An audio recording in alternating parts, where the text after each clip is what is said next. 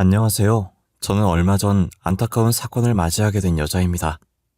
다름이 아니라 저를 정말 친딸로 생각하며 아껴주던 시어머니께서 안타까운 사건을 겪게 되셨는데요. 며느리에게 정말 한없이 잘해주셨던 시어머니셨는데 죽는 날까지도 편히 가시지 못하셨어요. 지금부터 저희 시어머니께서 어떤 일을 겪게 되셨는지 여러분들께 이야기해보려고 합니다. 시어머니께서는 아들만 셋 있는 아들 부자셨어요. 저는 그 중에서도 막내 아들과 결혼한 막내 며느리였죠. 시어머니께서 살아생전 늘 입에 달고 다니는 말이 있으셨는데요. 죽기 전에 소원이 하나 있다고. 그건 바로 첫째 아주버님의 결혼이었어요. 둘째 아주버님과 저희 남편은 20대 중후반이라는 나이에 결혼을 했었어요. 심지어 애까지 낳아서 벌써 애가 초등학교 입학했거나 입학을 기다리고 있었죠. 반면 첫째 아주버님은 동생들 다 결혼하고 30대를 다 보내고 있을 때까지도 결혼을 못하고 계셨어요. 누구를 만나는 것 같지도 않고 회사 집만 반복하는데 저러다 노총각으로 죽는 게 아닌지 걱정하셨어요. 큰 아주버님은 결혼할 마음이 있는 건지 시어머니의 마음을 아는 건지 모르는 건지 주말에도 밖에 나가는 모습을 본 적이 없어요. 그래도 시어머니께서 자식 농사를 잘 지으셔서 3명 다 대기업에 다니고 있었어요. 큰 아주버님도 대기업에 다니고 못난 얼굴도 아닌데 왜 결혼을 못하는지 모르겠더라고요. 그래도 몇 년 전에 만나는 여자 있는 것 같아 보였는데 잘 안 됐는지 아무런 소식이 없었어요. 시어머니께서 걱정을 너무 많이 하시길래 제 주변 사람들 중에서 괜찮은 사람 있으면 큰 아주버님께 소개를 해드려야 하나 싶을 정도였어요. 아무래도 30대가 끝나가는 나이이니 큰 아주버님도 포기하신 것 같았어요. 그러다 큰 아주버님이 30대의 마지막 해를 맞이했을 때 폭탄 선언을 하시더라고요. 그 전에 중반부터 결혼을 전제로 만나고 있는 사람이 있다고요. 같은 회사에 다니면서 만나게 됐다고 하시더라고요. 그 말을 들은 시어머니는 너무 좋아하시고 저희는 놀랬어요. 저는 시어머니가 그렇게 밝게 웃을 수 있는 분이라는 걸 처음 알았어요. 조만간 여자를 집으로 데리고 와서 인사를 드리겠다고 하더라고요. 저희는 큰 아주버님이 큰 형님 되실 분 데리고 올 때 시댁에 안 가려고 했어요. 그런데 시어머니께서 젊은 사람은 젊은 사람이 봐야 한다고 와달라고 부탁을 하시더라고요. 그래서 남편은 두고 저 혼자 시댁으로 가서 큰 형님 되실 분을 봤었어요. 큰 형님 되실 분은 저희가 초면이라 어색할 법도 한데 어머님 하면서 애교도 부리고 싹싹 하시더라고요. 분위기 풀어보려고 노력도 많이 하고 시어머니 도와주려고 시어머니 뒷공무니를 졸졸 따라다니는 게 제가 보기엔 별다른 점은 찾지 못했고 단면만 봤을 땐 괜찮아 보이더라고요. 시어머니도 그런 큰형님의 모습에 이뻐하고 마음에 들어하시는 것 같았어요. 저도 나빠 보이진 않아서 결혼하셔도 잘 살 것 같다고 말씀드렸었어요. 그렇게 두 사람은 결혼했고 한동안은 잘 사는 듯해 보였거든요. 하지만 두 사람 사이만 좋았지 시댁과의 사이는 좋지 않았어요. 결혼 후 큰형님의 성격이 점점 변해가고 있다는 것이 느껴졌거든요. 시간이 지날수록 결혼 전 인사드리러 왔을 때 싹싹했던 큰형님의 모습은 찾아볼 수가 없었죠. 큰형님은 저희 시어머니를 늘상 무시하고 면박을 주기 시작했어요. 시어머니께서는 어딜 가도 무시당할 분이 절대 아니시거든요. 젊었을 시절 교사가 직업이었을 만큼 공부도 잘하셨고 항상 며느리들을 친딸처럼 잘 챙겨주시거든요. 큰형님은 며느리 중에 자신만 대기업에 다닌다는 그 이유 하나만으로 대기업 다니는 며느리한테 잘 하라는 듯 콧대를 세우고 있는 것 같았어요. 둘째 형님은 전업주부시고 저는 중소기업에 다니고 있었거든요. 큰형님은 시어머니가 무슨 말을 하든 틀렸다면서 자신이 가르치려고 들었어요. 사소한 것 하나까지도 틀렸다고 달려들기 바빴어요. 큰형님은 시어머니를 무시하는 것에서 끝나는 게 아니라 시댁 전체를 무시했어요. 가족 모임에서도 이런저런 핑계를 대며 제일 늦게 와서 제일 일찍 나갑니다. 모든 준비는 저와 작은 형님이 했고 큰형님은 늦게 와서 준비도 안 하고 일찍 가서 설거지도 안 해요. 큰형님이 와서 하는 거라곤 남이 차려준 밥 먹기, 식구들 무시하기 뿐이었죠. 동서들, 음식 맛이 왜 이렇게 형편이 없어? 식구들 먹는 음식에 이렇게 장난을 쳐도 되는 거야? 형님은 항상 바쁘다는 핑계로 늦게 와서 하신 것도 없으시면서 매번 이렇게 음식 핀잔이나 주고 계시네요. 그럴 거면 그냥 차라리 오지 마세요. 어머, 막내 동생 말하는 것 좀 봐. 어디서 막내가 싸가지 없이 큰형님 말하는데 토를 달아? 아, 못 배워서 그런가? 못 배운 티 좀 내지 마. 진짜 쪽팔려.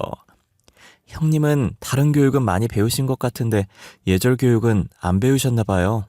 청학동 예절 교육 신청해드릴까요? 형님한테 꼭 필요하신 것 같은데.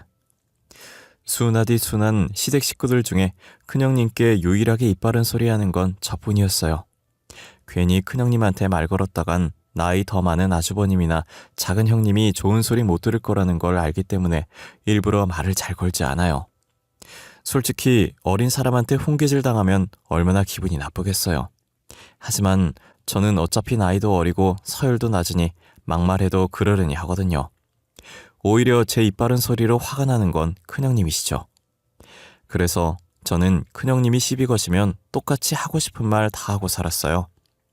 제가 큰형님 말에 맞받아치면 듣고 있던 시어머니와 둘째 아주버님 내외는 푹 하면서 웃어요. 보통 어린애한테 당하면 자존심 상해서 시비 안 걸 텐데 큰형님은 더 달려들더라고요.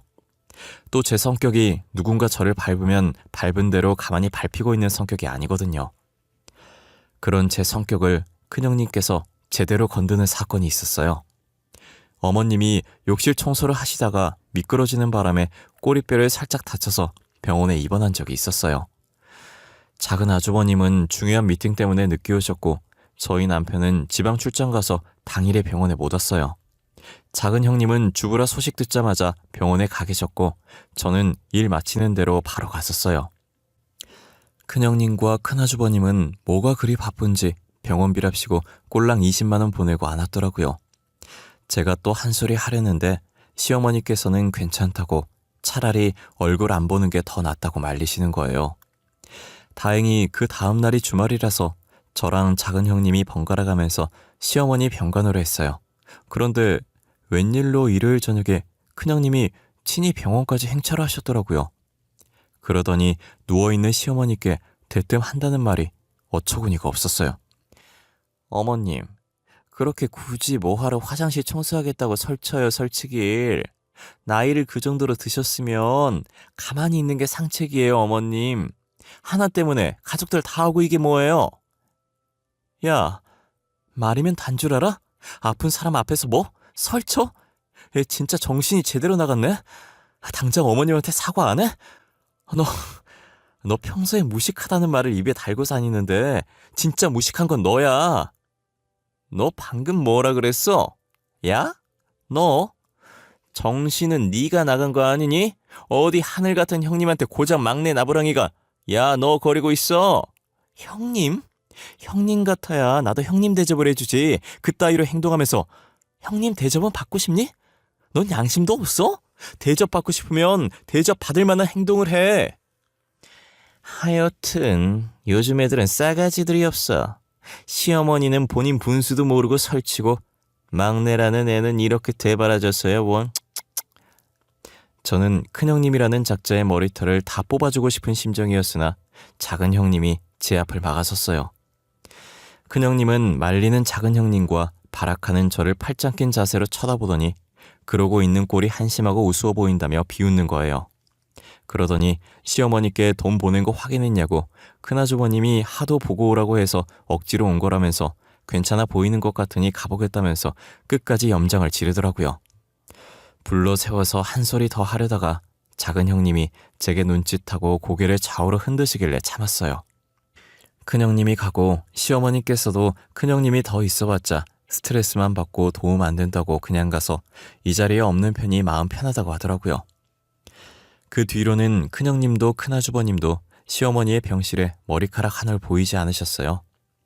시어머니께서는 나이가 있으신지라 꼬리뼈 아무는 시간이 오래 걸려 꽤 긴 병실 생활을 한 후 퇴원하고 다시 예전처럼 평범한 일상으로 돌아갈 수 있었어요. 저는 이대로 시어머니께서 건강하게 오래오래 사셨으면 좋겠다고 생각했어요. 하지만 제 바람과 다르게 시어머니는 하루하루 빠르게 늙어가기 시작하셨고 없던 건망증도 생기더니 무언가를 잊는 게 일상이 되어버렸어요. 작은 형님과 저는 그런 시어머니의 모습을 보면서 단순 노화가 아니면 어쩌지 하는 생각에 병원에 안 가려는 시어머니를 억지로 모시고 검사를 받았어요. 제발 치매만 아니길 바라며 검사 결과를 기다리는데 검사 결과는 암담하게도 치매였어요. 시어머니는 자신이 치매라는 소리를 듣고 충격을 받으셨는지 실어증까지 걸리신 거예요. 아무것도 말하고 싶지 않아 하셨고 급기야 밥도 드시지 않으려고 하셨어요. 아직 치매 증상이 심한 정도가 아니라서 괜히 시댁 식구들이 걱정할 것 같아 시어머니의 치매 소식을 알리지 않았어요. 작은 형님이 계속 시댁에 가서 시어머니를 살피셨고 저도 퇴근 후 작은 형님과 시어머니를 살폈어요.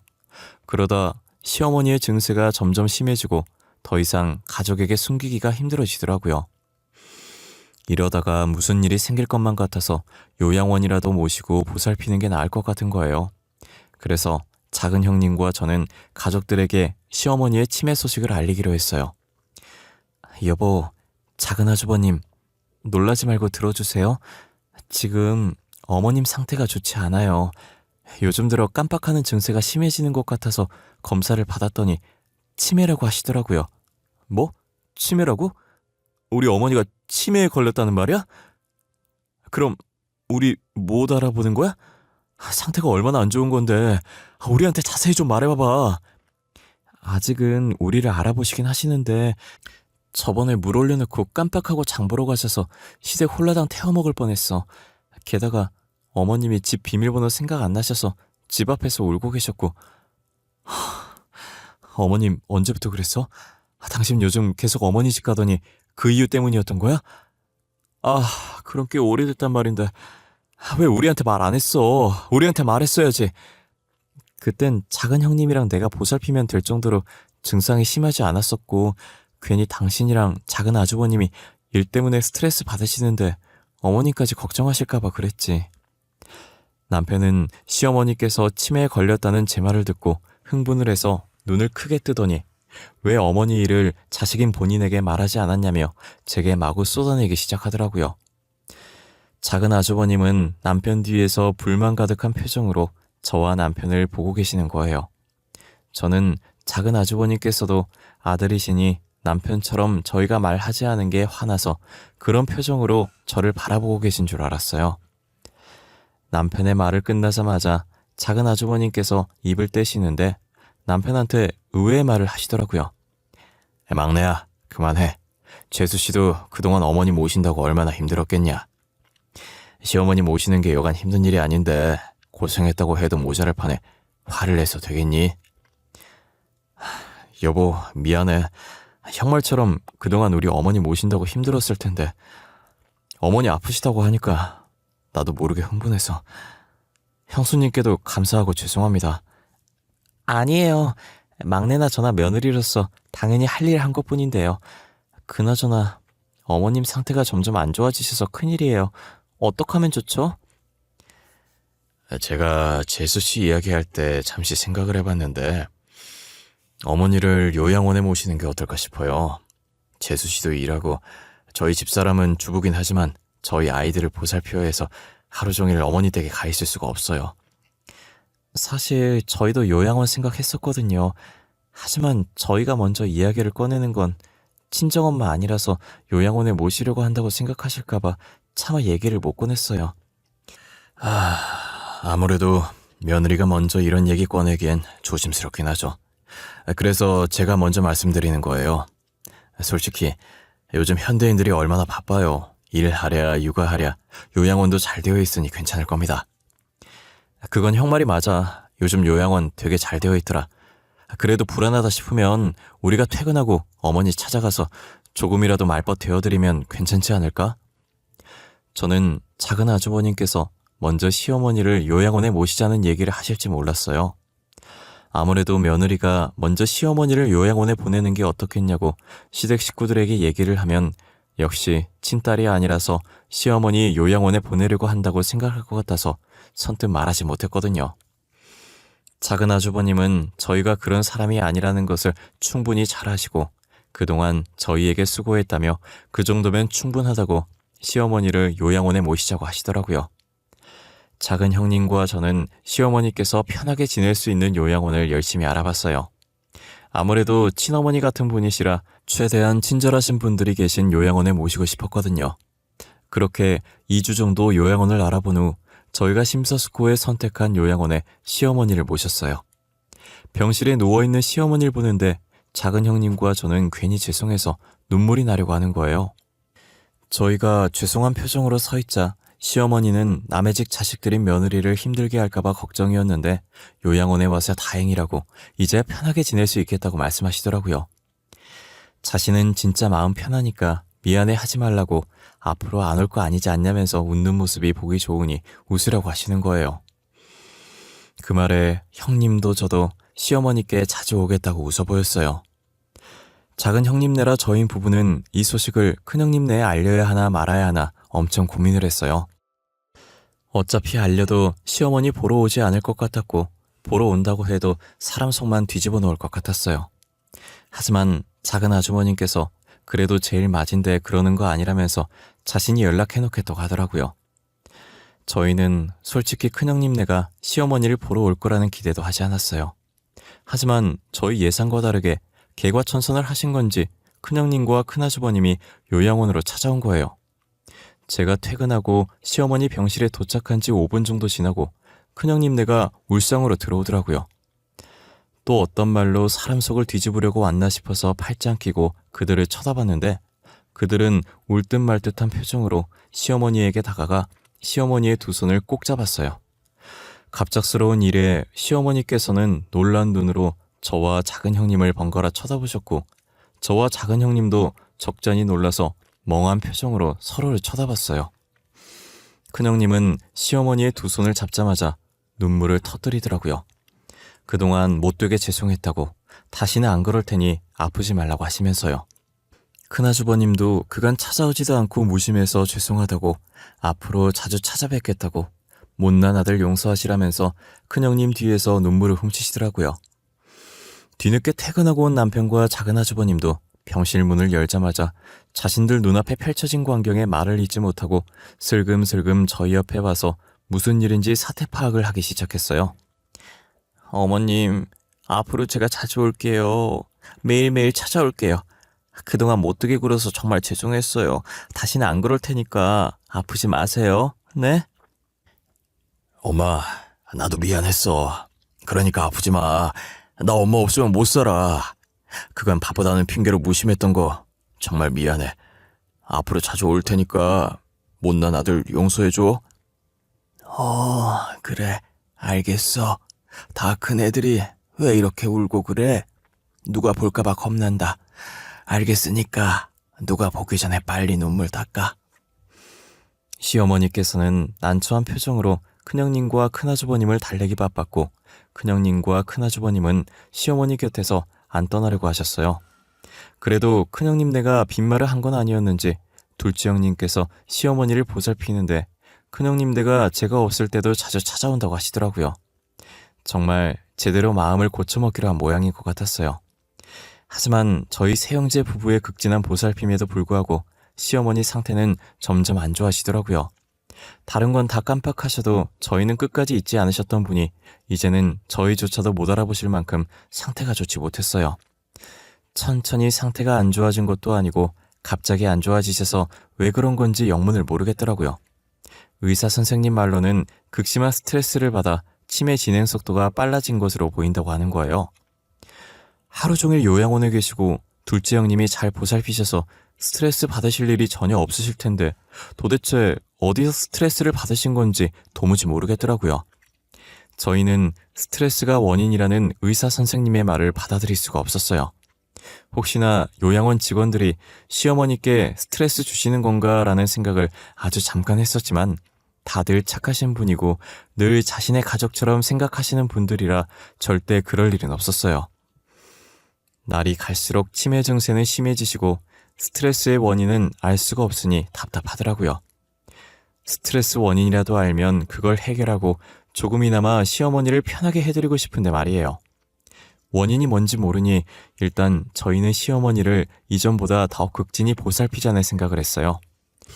저희 세형제 부부는 극진히 시어머니를 모셨지만 시어머니는 저를 기다려주시지 않으셨고 뭐가 그리도 급하셨는지 요양원에 들어간 지 1년 만에 저희 곁을 떠나셨어요. 저는 시어머니께서 돌아가셨다는 게 한동안은 믿지 않았어요. 시어머니가 돌아가시고 제일 슬퍼한 건 큰형님네였어요. 큰형님은 장례식장에서 시어머니의 영정사진을 보며 목 놓아 우시다 기절까지 하셨어요. 큰아주버님도 넋이 나간 사람처럼 시어머니의 영정사진만 뚫어져라 보셨죠. 저는 그 모습을 보며 진작에 더 잘하셨으면 얼마나 좋았을까 싶었어요. 저희는 정신없는 장례식을 마친 후 부족은 계산하며 시어머니 유언장 이야기를 하고 있었어요. 시어머니께서 유언장을 안 남기신 것 같은데 어떻게 할까 저희끼리 고민하고 있는 와중에 큰형님은 주머니에서 봉투 한 장을 꺼내더니 저희에게 내미시더라고요. 작은 아주버님은 큰형님이 내민 봉투를 받아들어 봉투 안에 있는 종이를 꺼냈어요. 큰형님이 저희에게 내민 것은 다름 아닌 시어머니의 필체로 적힌 유언장이었어요. 유언장에는 큰형님네한테 모든 유산을 주겠다고 되어 있었고 시어머니의 손토장까지 찍혀 있었어요. 작은 아주버님은 아무 말도 못하고 종이를 떨어뜨리셨고 저와 둘째 형님이 그것을 주었어요. 작은 형님과 저희 부부는 시어머니의 유언장을 보자마자 이건 잘못된 거라고 이의제기를 했죠. 아까까지만 해도 울고불고 난리였던 큰형님네는 저희가 의의제기를 하자 표정이 싹 바뀌더니 어머니께서 그렇게 하기로 한 걸 왜 자신들에게 의의제기를 하냐며 콧방귀를 끼더라고요. 재산을 전부 자신들 앞으로 남겨주기로 했으니 아량을 베풀어 부조금은 나눠 갖자고 하는 거예요. 저희는 어떻게 그럴 수 있냐고 따졌지만 유언장에 적힌 필체가 시어머니의 필체가 맞아서 더 이상 아무것도 할 수가 없었어요.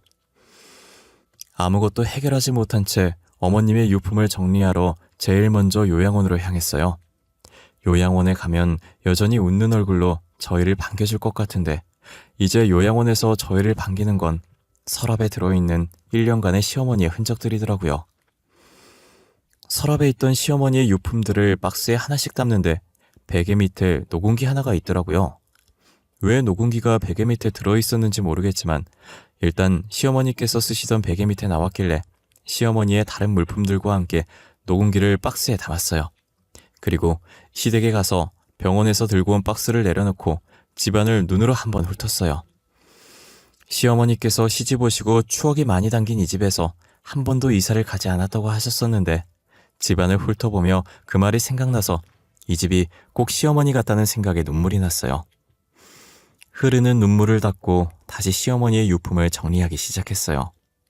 곳곳에서 새형제가 어릴 때 쓰던 물건들이 하나둘씩 나오기 시작하더라고요. 저도 오랜만에 보는 카세트 테이프를 반가운 마음에 같이 있던 카세트 플레이어에 넣고 재생시켰어요. 새형제의 옹알이부터 가족들 앞에서 노래자랑 한 것까지 추억들이 이 카세트에 다 들어있었어요. 한창 카세트를 틀다가 문득 병원에서 들고 온 녹음기가 생각나는 거예요. 저는 과거의 새형제가 그 녹음기 안에 들어있지 않을까 하는 마음에 재생시켰어요. 눈물을 흘리며 듣고 있었던 저는 녹화되어 있던 어떤 여자의 음성이 스피커로 흘러나오자 놀라서 소리를 지르며 녹음기를 던지다시피 떨어뜨리고 말았어요. 녹음기에서 흘러나왔던 여자 목소리의 주인공은 큰형님이었어요. 저는 입을 틀어막고 녹음기에서 나오는 소리를 듣고 있었고 요양원 잔금 결제 후 뒤늦게 온 작은 형님이 입을 틀어막고 있는 저를 보고 왜 그러냐며 놀라다가 어디선가 들려오는 소리에 같이 입을 막았어요. 알고 보니 시어머니의 치매 진행 속도를 빠르게 만들었던 스트레스 원인이 큰형님이었어요. 녹음기에 들어있는 파일이 죄다 몇 시간씩 되는 걸 보아하니 시어머니께서 정신이 있을 때 켜서 정신이 없을 때의 상황을 녹음 후 다시 정신이 돌아오셨을 때 끝인 것 같았어요. 녹음기 속 큰형님은 작은 형님께 심부름을 시키더니 작은 형님이 병실을 나가자마자 본래 큰형님으로 돌변해서 시어머니께 악담을 쏟아붓더라고요. 정신이 온전치 못한 시어머니의 귀에 대고 당장 유언장을 작성하라고 모든 재산을 첫째에게 넘겨주겠다고 하라고 매일같이 시어머니를 조여왔던 거예요. 언제 죽을지도 모르면서 왜 유언장을 아직 작성하지 않냐고 얼른 유산 첫째한테 주겠다고 하라고 했죠. 시어머니는 정신없는 와중에도 쓰면 안 된다는 걸 인지하셨는지 계속 싫다고 왜 그러냐고 발버둥 치셨어요. 큰형님은 시어머니를 조여오다 작은 형님이 돌아오시면 아무 일 없었던 것처럼 시어머니를 보살피는 척했어요. 매일같이 찾아와 시어머니께 유언장을 작성하라고 다른 아들들 잘못되어도 상관없냐며 재촉을 했고 결국 시어머니는 두려운 마음에 큰형님이 말하는 대로 받아줬고 손도장을 찍었던 거예요. 어쩐지 큰형님이 시어머니께 눈물을 흘리며 마음에도 없는 사과를 하고 병실에 계속 찾아오더라니 모든 것이 시어머니의 재산을 노리고 그런 것이었어요. 작은 형님은 모든 사실을 알고 자신의 탓이라며 자책을 했어요. 본인이 자리만 비우지 않았더라면 시어머니께서 그렇게 빨리 떠나지 않았을 거라고 주먹으로 자신의 가슴을 퍽퍽 치면서 울부짖었어요. 저는 작은 형님을 끌어안고 절대 작은 형님 탓 아니라며 그런 생각 하지 말라고 했어요. 그래도 이 녹음본으로 시어머니 재산을 지킬 수 있어서 다행이라고 이것마저 큰형님네로 넘어갔다면 그건 진짜 시어머니께 죄 짓는 것이라고 했죠. 작은 형님은 제 말에 일단 시어머니 재산부터 다시 되찾자고 그리고 자책을 하든 용서를 빌듯 하자더라고요. 저희는 녹음본을 남편과 작은 아주버님께 들려줬어요. 남편과 작은 아주버님은 듣자마자 주먹으로 탁자를 내리치더니 절대 용서할 수 없다고 하더라고요. 변호사 선임비가 얼마나 들든 상관없다고 최고의 변호사를 선임해 재판을 벌이자고 했어요. 그렇게 엘리트 변호사를 선임했고 저희는 큰형님네를 상대로 소송을 시작했어요. 다행히 저희의 증거자료와 시어머니의 유언장이 공증되어 있지 않다는 점, 그리고 정신이 온전치 못한 상황에서 쓰여졌다는 점까지 더해서 유언장이 유효하지 않다는 판정을 받게 되었어요. 저희는 재판에서 승소하고 시어머니의 재산을 지켰다는 생각에 환호를 내질렀어요. 큰형님네는 나라를 잃은 표정을 하더니 재판이 끝나고 저희에게 찾아와 자신의 죄를 반성한다고 제발 시어머니 재산 조금이라도 줄 수 없겠냐고 뻔뻔하게 부탁하더라고요. 저희는 심신미약자인 시어머니께 자식들 가지고 협박한 죄까지 고소할 수 있는 건데 참은 거라고 재산 조금 들을 테니 교도소 가도 상관없냐고 하자 교도소라는 말에 뒷걸음질 치더라고요. 그런 큰형님네 모습을 보고 콧방귀를 껴주며 앞으로 볼 일 없었으면 좋겠다고 한 번만 더 저희 앞에 나타나면 그땐 녹음기 들고 바로 고소 들어간다고 했어요. 큰형님네는 절대 나타나지 않겠다면서 불이 나게 도망갔죠. 그 뒤로도 큰형님네는 아직까지도 저희 앞에 나타나지 않고 있어요. 작은 형님네와 저희 부부는 시어머니가 살던 동네로 이사와 시어머니 바로 아파트에 살면서 잘 지내고 있죠. 아직 시댁을 팔지 않아서 작은 형님과 제가 매일같이 청소하면서 열심히 관리해주고 있어요. 아무래도 시어머니의 추억이 담긴 곳은 이곳뿐인지라 선뜻 정리해야겠다는 마음이 안 들더라고요. 작은 아주버님과 남편도 처음엔 처분하려다가 막상 처분하려고 사람을 부르니 마음이 영 안 내키더래요. 그래서 지금까지도 처분하지도 않고 가끔 저희끼리 여기서 모여서 놀곤 해요. 그리고 저희 시어머니 재산은 작은 형님네가 70%, 저희 부부가 30% 가졌어요. 작은 형님이 저희 일 하는 동안 하루 종일 시어머니 옆에 붙어서 보살폈으니 그렇게 받아도 마땅했어요. 당연히 작은 형님 쪽에서는 반반 가지자고 반대했지만 저희 부부가 싫다고 완강하게 밀어붙였죠. 저희는 지금 누구보다 행복합니다. 아마 시어머니께서도 저희 모습 보고 안심하고 편히 가시지 않았을까 싶어요. 시간이 지나서 다시 시어머니를 만날 그날까지 열심히 살아보려고 합니다. 그럼 지금까지 저의 긴 사연을 같이 들어주셔서 감사합니다.